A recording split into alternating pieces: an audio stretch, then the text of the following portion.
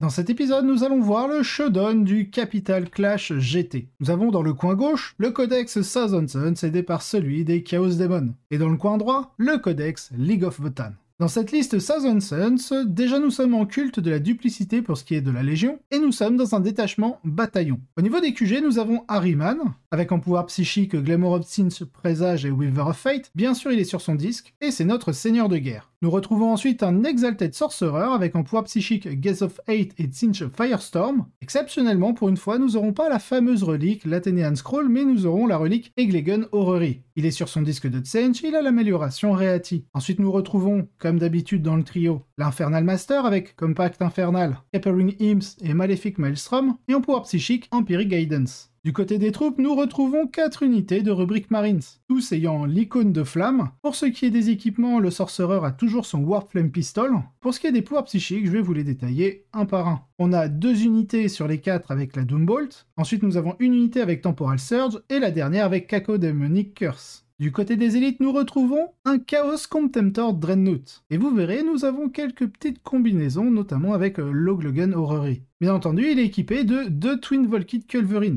Par rapport à l'image que vous voyez, il n'est pas équipé de missile cyclone. Pour ce qui est de la deuxième élite, nous avons une unité de 10 Scarab Occulte Terminator, avec l'équipement traditionnel, les 2 Hellfire Missile Rack, les 2 Soul Reaper Cannon, et au niveau du pouvoir psychique, nous avons Temporal Surge. Et pour finir avec le détachement, nous retrouvons en attaque rapide 2 unités de Tsangor Unlightened. Bien entendu, qui dit Thousand Suns dit Chaos Demon de Tzeentch. Nous avons un détachement Vanguard avec en QG un Changecaster avec les pouvoirs psychiques Bolt of Change, Infernal Gateway, et en élite les 3 unités de 5 flammeurs. Du côté de la liste Votann, nous sommes en Ymir Conglomerate dans un détachement bataillon. En QG, nous avons le Brokir Forge Master, avec l'amélioration Forge Master, et le trait de seigneur de guerre qui va avec, Master Armorer. Ensuite, nous retrouvons un Psyker avec un Grimnir, en pouvoir psychique Fortify, interface Echo, et Null Vortex, car il a la relique The Murmuring Stave. Ensuite, nous retrouvons un Cal, avec le trait de seigneur de guerre Longlist. En arme de mêlée, nous avons la Forge Wrath Plasma Axe. En relique, le Grudge End.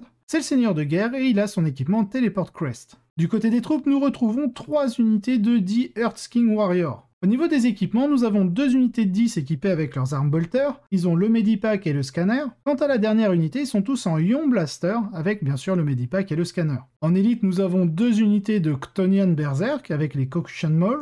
En attaque rapide, nous retrouvons 3 unités d'Ernkin Pioneer, avec l'Ilas Rotary Cannon, le Magnacol Autocannon, le scanner et la Searchlight. C'est le même équipement pour les 3 unités. Et bien sûr, pour finir avec ce détachement, nous avons en soutien 2 Hécaton Land Fortress avec Cyclic Ion Cannon, Panspectral Scanner et les 2 double Ion Beamer. La légendaire forteresse terrestre Hécaton entre enfin dans la bataille sous les couleurs du conglomérat d'Ymir, avec une cargaison assez désagréable à transporter. Je pense au Berserk et à l'unité de Ion Beamer Earthskin. Les Votann sont également prêts à chercher des trésors, avec des scanners partout pour le support secondaire et un Grimnir, ici présent principalement pour ses utilitaires. Cette liste peut infliger des dégâts de tir extrêmement brutaux à l'ennemi à une vitesse surprenante, en particulier avec 3 unités de moto, et exige que l'adversaire parvienne à ouvrir une forteresse assez rapidement pour arrêter l'hémorragie. Les forces de Tzeentch, honnêtement, ont l'air d'être prêtes à le faire, et c'est un jeu où les deux camps ont des atouts forts contre l'autre, ce qui risque de donner lieu à un jeu très méfiant.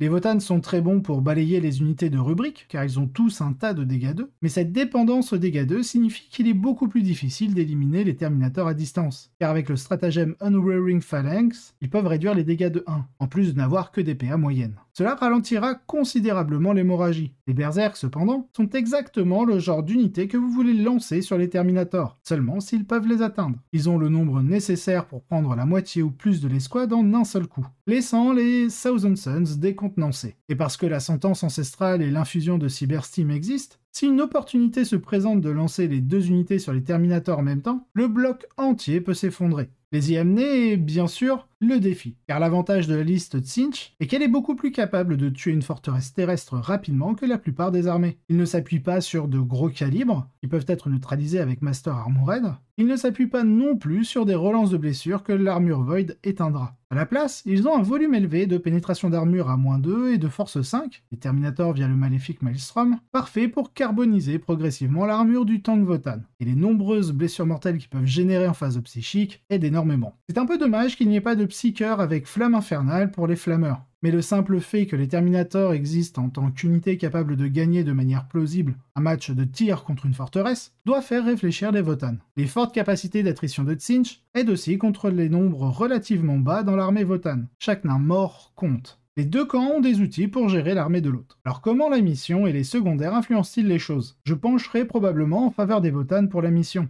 Leur capacité à atteindre et à enfumer rapidement une grande partie des rubriques peut rendre difficile pour les Thousand Sons de contester suffisamment d'objectifs. D'autant plus qu'ils doivent probablement consacrer une unité à l'action de la mission, alors que le Forge Master le fait gratuitement. Cela atténue aussi partiellement ce qui est probablement un avantage secondaire pour les Thousand Sons, car les missions basées sur l'action deviennent un peu plus délicates, bien que leur facilité à choisir Warpcraft et Wrath of Magnus reste très bonne. Mon sentiment est que le camp de Tzeentch a probablement un léger avantage s'il joue correctement. Et pour moi, cela signifie commencer la plupart des flammeurs sur la table, et les utiliser comme une menace pour empêcher les Votann d'être aussi agressifs avec les motos qu'ils le souhaitent, et aussi fournir des corps d'action supplémentaires en attendant. Ils doivent faire attention à l'allocation des forces à partir de là, car il semble que se lancer dans une forteresse terrestre et rater son coup, tout moment pourrait être fatal. Mais d'après le score, il semblerait qu'ils aient réussi à résister à l'assaut des Votann et qu'ils soient sortis victorieux. Les Thousand Sons l'emportent 11-9, soit un différentiel compris entre 6 et 10 points. Passons au débrief de la liste victorieuse. Plus que la norme pour cet archétype, cette liste est incroyablement polyvalente, avec des réponses pour presque tout. Surtout si l'on tient compte de l'Orrery des Glegan, qui peut être appliquée à un Contemptor's Volkit,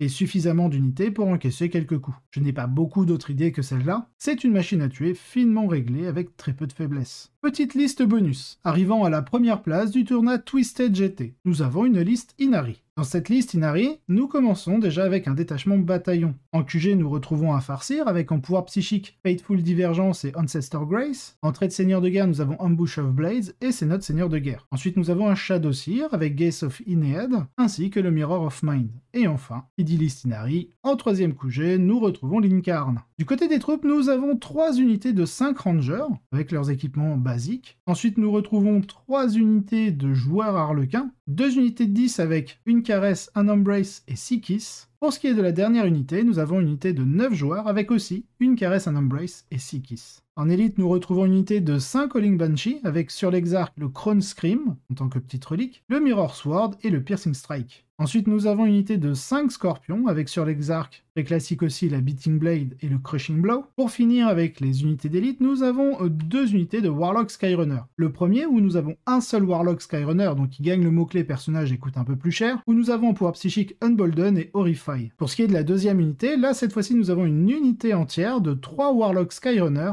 avec en pouvoir psychique Protected Jinx et Quicken Restrain. En attaque rapide, nous avons 2 unités de Swooping Hawk, une première de 10 Swooping Hawk avec sur l'exarque la petite relique The Phoenix Plume. Pour ce qui est de la deuxième unité, nous avons 5 Swooping Hawk. Pour finir avec les attaques rapides, nous avons une petite Viper avec l'équipement Scatter Laser. Et enfin, en transport, nous retrouvons un Wave Serpent avec des Scatter Laser jumelés et des catapultes Shuriken jumelées. Cette armée regarde l'adversaire droit dans les yeux et lui dit « Engage-moi si tu l'oses ». Car la puissance de feu qu'elle dégage, si elle parvient à s'engager selon ses propres termes, est spectaculaire. De grandes unités d'Arlequin avec Ambush of Blade et Ancestor Grace mettront le bazar sur la plupart des cibles, avant même que vous ne commenciez à jouer avec des stratagèmes. Ils ont aussi une portée de frappe assez importante grâce à leur capacité d'Advanced Char. Avoir accès à un Warlock avec Unbolden Horrify plus une escouade de Banshee permet également à la liste de lancer des contre-attaques sur de larges fronts, puisqu'elles peuvent lancer des Fight Last sur 2 cibles. Et l'unité d'Arlequin turbo améliorée sur une 3e, oblitérant quiconque compter sur la contre-offensive pour sauver sa journée.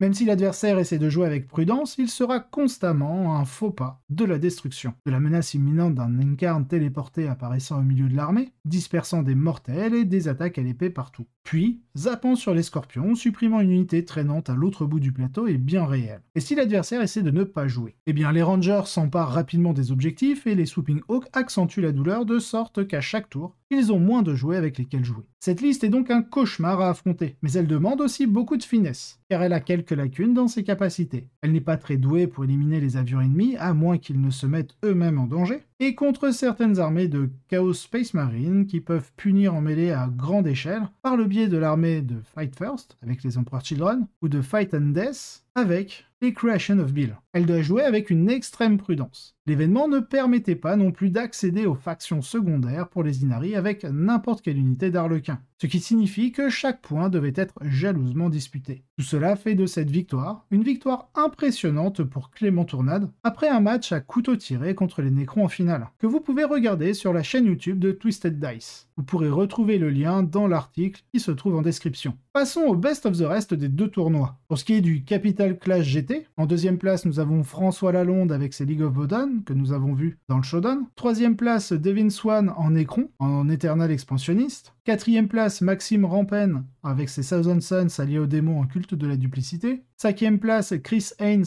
avec ses Adeptas Sororitas en Bloody Rose. Sixième place, Dominique Carrette avec ses Blood Angel. Septième place, Jonathan Griffiths avec ses démons et Bellacore. Pour ce qui est du Twisted GT, nous avons en deuxième place, avec aucune défaite mais une égalité, Sid Sidhu en Imperial Knight. Troisième place, James Marsden en Nécron, éternel expansionniste. Quatrième place, Josh French, Mortarion Sunville. Wings, celui qui a écrit l'article en Craftworld, Ultway. Et sixième place, Jamie Balcombe en Adeptus Custodes, en élu de l'Empereur.